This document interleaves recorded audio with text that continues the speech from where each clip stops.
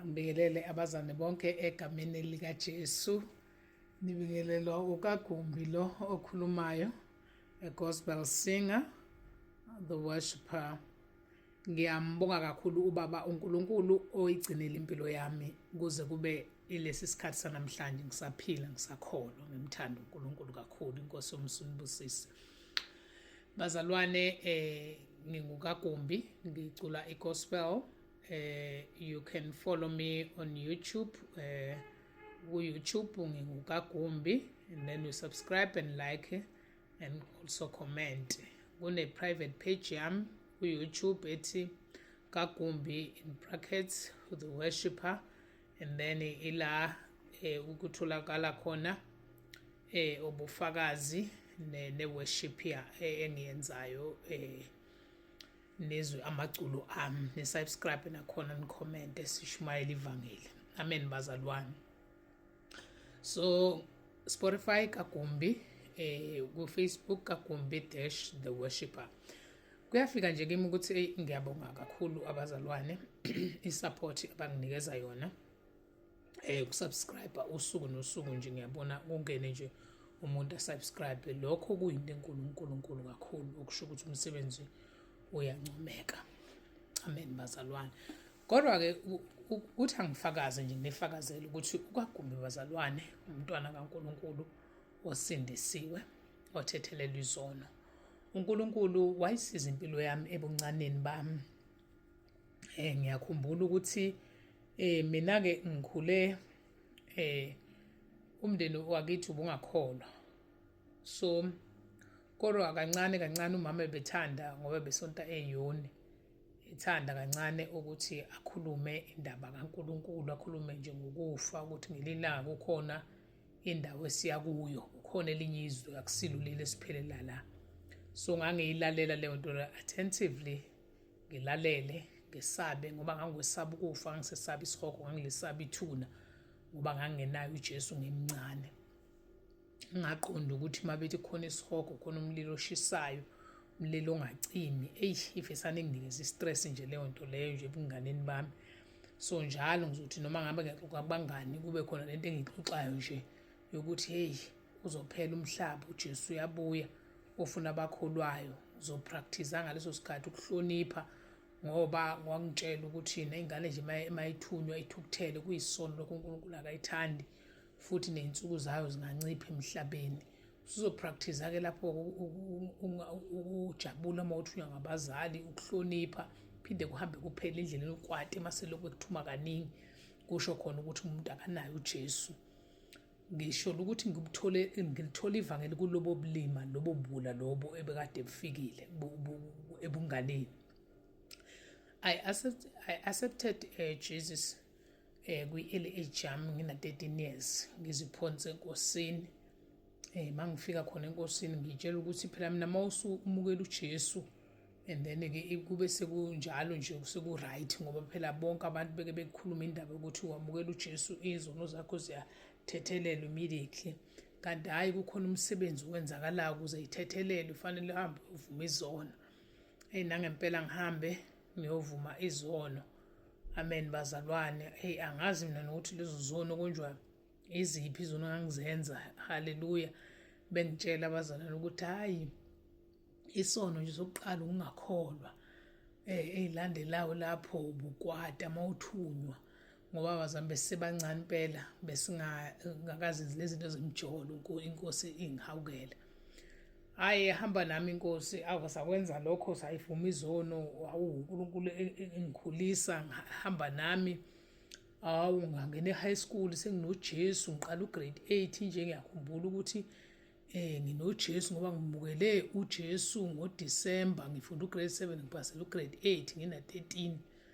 So sengiyofunda-ke manje u-grade 8, ngihamba noJesu yonke i-high school, ngiyakholwa. Ngisho abantwana abangakithi, mina abazalwane ngizalelwe kwaNongoma endaweni yasemakhaya. So sengihlala ngapha eGoli, engasebenzela khona ngapha.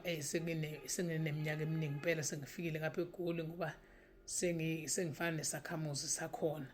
So uNkulunkulu wangisiza, wayisiza impilo yami, ehamba nami nje ngangena e-university nginoJesu. ngiyakholwa.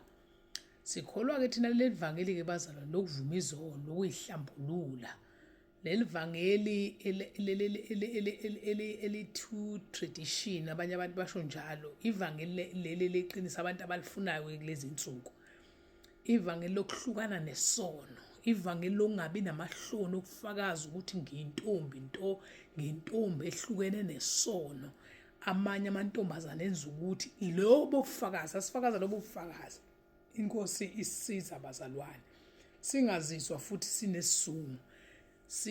Ivangeli lokuthi uma ukhonza uthwale ekhanda, ivangeli lokungagqoki amabhrukwe uyigqokile iziketi, sigqoka futhi lezi ezinde nje, futhi sinelisekile lapho. Ngiyakhumbula nje mangiza ngapha eGoli, ngisagqoka kanjalo ukuthi ngigqokele isiketi. Sometimes nje angithi usukujwayele vele ukuthwala enkonzweni, usukuthwala ngisho noma usubheke emall nje uyinqwazela iduku lakho ekhanda uhambe emall. Manje mangifika that side of Joburg, ngiyahamba ngelilanga ngiye emall, ngigqoke isiketi, ngigqoke iskipa, ngithwele nasekhanda futhi. Ngisemncane lapho, I think I was 20 years if I'm not mistaken. Athi omunye abantu abangilandelayo, abantu angihlangana nabo bathi mabebingelela bethi hotso. Hayi, ngithi mina ngifike ngibuze manje endlini, manje basho ukuthini abantu babethi hotso?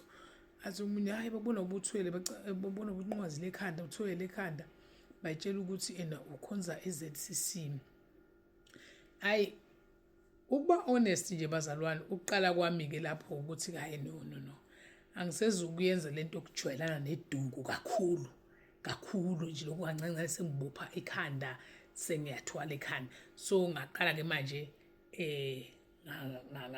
ngathi nje indaba yeduku ngizothwala uma ngenkonzweni kuphela, ngenxa yokuthi ngangikwatiswe lendlela ekubingelelwa ngayo, ngoba mina ngumntwana kaNkulunkulu, ngisindisiwe egameni likaJesu. Amen bazalwane.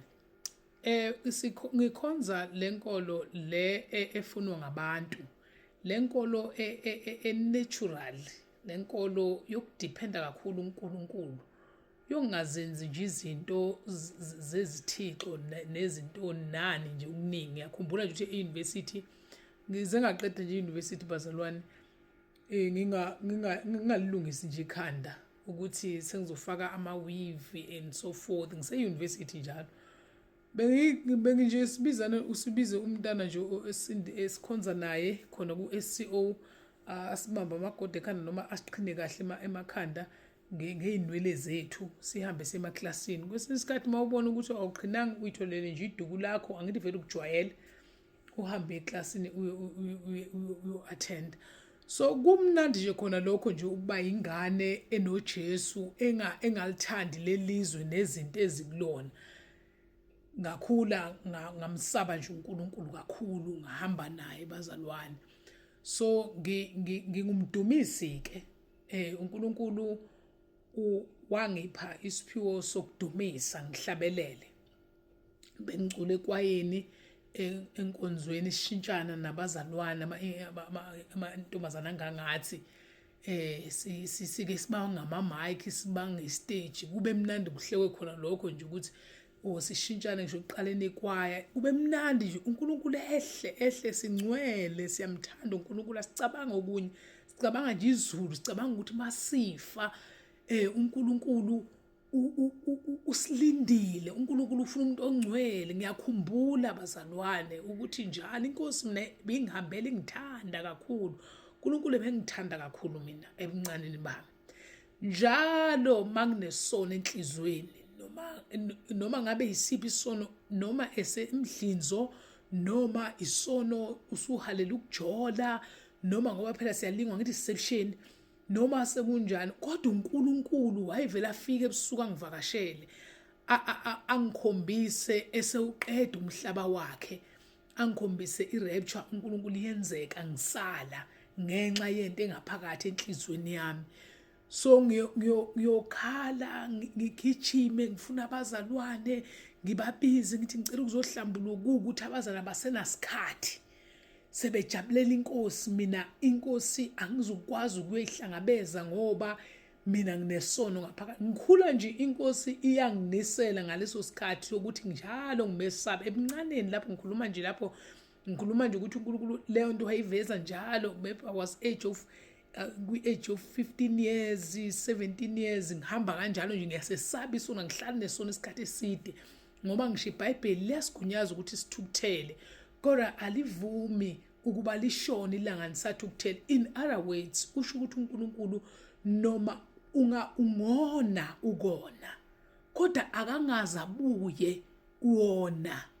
Amen bazalwane. Awungahlali isikhathi eside uhlale nesono, ube comfortable. In other words, ungabi comfortable esonweni, umesaba uNkulunkulu.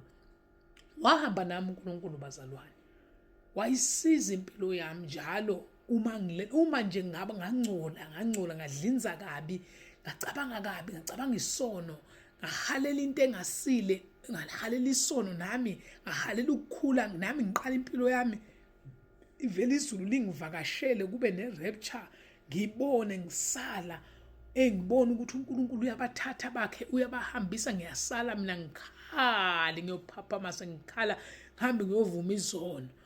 Ngahamba-ke bazalwane nginjalo ngifakaza enkosini, ngimfakazela uNkulunkulu, ngimthanda uNkulunkulu ngale ndlela, ngingalifuni izwe nezinto ezikulo, ngiyilengane esabayo kubi.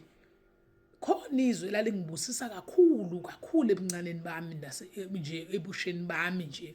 Inkosi yomsinibusise, uNkulunkulu ehamba nami. Kwakukhona izwi nithi uProverbs, Izaga 31 verse 30, ngangilithanda ngale ndlela, lalingenza ngiqhubeke kakhulu endleleni. Izwi elifundeka kanje uverse 30 athi, ubuhle buyinkohliso nokubukeka kuyize, kepha owesifazane wesaba uJehova uyakudunyiswa. Liyabona, ngangimane ngifunde lona. Haleluya. Manje ngilifunde ngilizwe ukuthi malithi ubuhle buyinkohliso nokubukeka kuyize, kepha owesifazane wesaba uJehova uyakudunyiswa. Kwakuvele kufike lokho ukuthi Nkosi yami, bengingathatha zonke izinto ngizenze ngibe muhle, ngoba abantu abaningi bahle ngaphandle ngathi ngaphakathi babolile. Athi uNkulunkulu lokho kuyize nokubukeka kuyize. Yabona nje ukuthi wena ufuna ukwenzani, ufuna ukubukeka, ufuna ukuba muhle, kuyize lokho phambi kwaNkulunkulu. Kodwa owesifazane owesaba uNkulunkulu uyodunyiswa. Ngavele hasane ngathatha leso step sokuthi Nkosi yami, akufanele ukuthi ngiyilungise ngibe muhle, ngingcolile ngaphakathi. Ngayesaba inkosi, ngathi Nkosi ngicela ukwesaba wena ukuze ngidunyiswe. Mina bazalwane, uNkulunkulu uhambe nami, bengiyingane ehloniphekayo, ngimncane kodwa nje ngihloniphekile futhi ngingasi umuntu ojwayelekayo kalula. Bengiyithulela nje, angikwazi even namanje ngisanayo ke lento ukuthi uma ngingabazi abantu ngendaweni kwi-crowd, maybe uma ngingabazi abantu ngiyathula. Omunye ngaze ayitshela ukuthi ngiyathula, mase ngikujwayele ngiyaqala-ke bese ngiyahleka-ke sengiyakhuluma. Ngakhula ngiyilengane ene-dignity, othi noma uza kuyo uzokhuluma, uzucabanga into uzokhuluma ini, because angesile ngane, ngikhule ngingele engasiye ehleka nje noma yini, ehleka nento nje engahlekisa, ngisinje futhi angiphaphile. Even now emsebenzini sengisebenza manje base ngimdala nje, ngiyangibona nje ukuthi uNkulunkulu uyangisiza nje kuma-colleagues ami. Ngisinje umuntu othatheka kalula ukuthi nje ukhulume nje nami noma kanjani. uNkulunkulu wangipha leyo nto, ayingithusi, wangipha yona ngisemncane nje ukuthi ngihlonipheke. Nginaleyo nto nje yokuhlonipheka ngoba ngiyamsaba uNkulunkulu. Lithi iBhayibheli owesifazane osaba uNkulunkulu uyodunyiswa. Ilokho nje bazalwane ukuthi no, anilandeli isigebengu kulo wami, kodwa umntwana kaNkulunkulu, ngoba kwafika kimi ukuthi ngelinye ilanga ngizohamba kulo mhlaba. Ngelinye ilanga kwafika ngise-university, ngizwa nje umzalwane omunye efundisa athi uSathane wayengumdumisi. Haleluya. Wayengumdumisi, edumisa kodwa waqala waphakama, inkosi yamxosha ezulwini layo ngoba waphakamela uNkulunkulu. Ngase ngithola ukuthi uNkulunkulu uyakwazi ukwenza konke. Sengicabanga sengingedwa ukuthi inkosi uJesu iyakwenza konke kwenza, idala umhlaba, yadala abantu, yadala konke bazalwane nofakazi. Kodwa inkosi uJesu noma uNkulunkulu akakwazi ukuyidumisa. Ngase ngithi Nkosi, ngifisa ukukudumisa. Ingakho ngithi ame worshiper. Ngelinye ilanga uzozwa uma nje sengikhipha iCD isiphelele, uzokuzwe nje ibongo zenkosi, inkosi ibongwa. Ukudumiso okuzobe kulapha kuzobe kuhlukile. Ngoba ngifisa ukuba umdumisi, ngimdumise uNkulunkulu, ngimenzele lenkonzo angakwazi ukuyenza yena. So ngiyabingelela nje kubazalwane bonke ukuthi ulandeleni umculo wami bazalwane egameni likaJesu. Haleluya, ngiyanithanda. Amen.